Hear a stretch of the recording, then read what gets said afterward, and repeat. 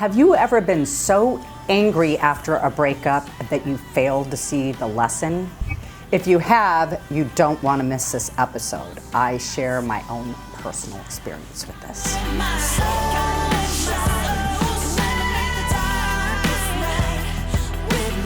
Hi, it's Tina with Transparent with Tina, and today I'm going to get very transparent. You know, I had thought about sharing this last week, and I was with my head of production and we were having lunch, and you know what, it just came forward because I had other things that I was going to talk about on this particular show, but you know what, this rose to the top, so here we go. It's fresh in my mind.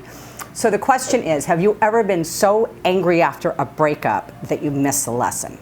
I believe that there are no mistakes and no coincidences, and last week when I was filming my show, I was talking about how you deal with disappointment, and then I would say that I would get very angry and that the emotion before the anger is sadness.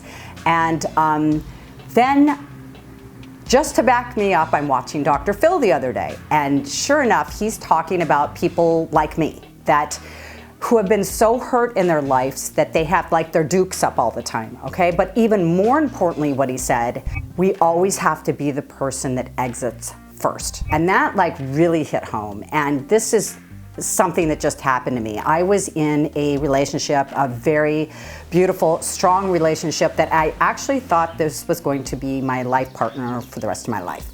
You know, we started having some difficulties, and cut to the chase, I started feeling like he was pulling away and that I was going to be left. And so I immediately jump into, my alarm bells are going off, and I immediately jump into, I gotta get out first. I mean, seriously feels like the house is burning down. Like I don't even have any control over myself when it gets that painful. It gets that painful, it gets that scary for me. So, you know, I don't just shut the door, I slam the door. And you know, I have a friend of mine, he said to me, and it was a great analogy, he goes, you know what you do, Tina, is you slam that door, you absolutely murder the situation, and then you think about it, and you feel remorse, and maybe I jumped the gun, and now you try to resuscitate it, okay?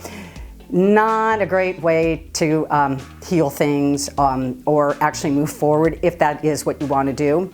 So after I slammed the door, took me about 2 days to actually get out of my head and back into my heart, because once I slam that door, it gets shut pretty tightly. I did drop back into my heart, and as I said last week, I immediately apologized. So 2 days later, I felt the need to write an email and really come from my heart. And you know what? That just shifted everything inside of me. Like one step leads to the next step. All of a sudden my heart was soft. I had apologized, so I felt better about myself.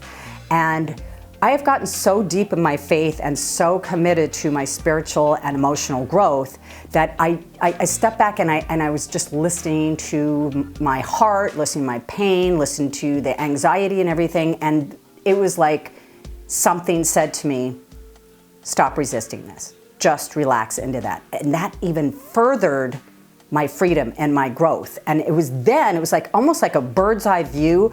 I could like see the situation, see what I had done, see what I was feeling, see all the pain that was involved, and able to step away from it and go, you know what? And then all of a sudden the suffering stopped, because I said, you know what?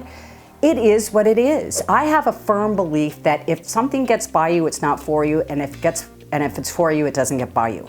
So, you know, our immediate reaction at times can be like, oh my God, if it's not happening right now and I'm not gonna have a second chance, and you know what, I've abandoned that, you know, because my faith is really strong, and everything is timing. And if this is meant to come back together, it will.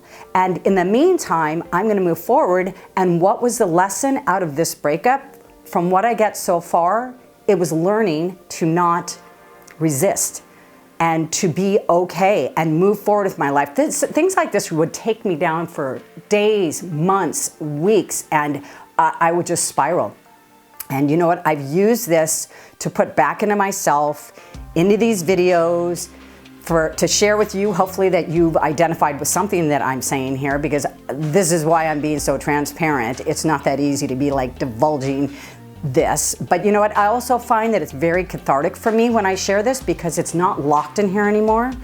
I'm not only helping myself, but I'm helping you, which, you know what, if we all just learned that lesson, that when you help yourself, you also help somebody else, we'd be more kind to each other, learn our lessons well, and be willing to really look behind the appearance of what we're seeing. Because you know what?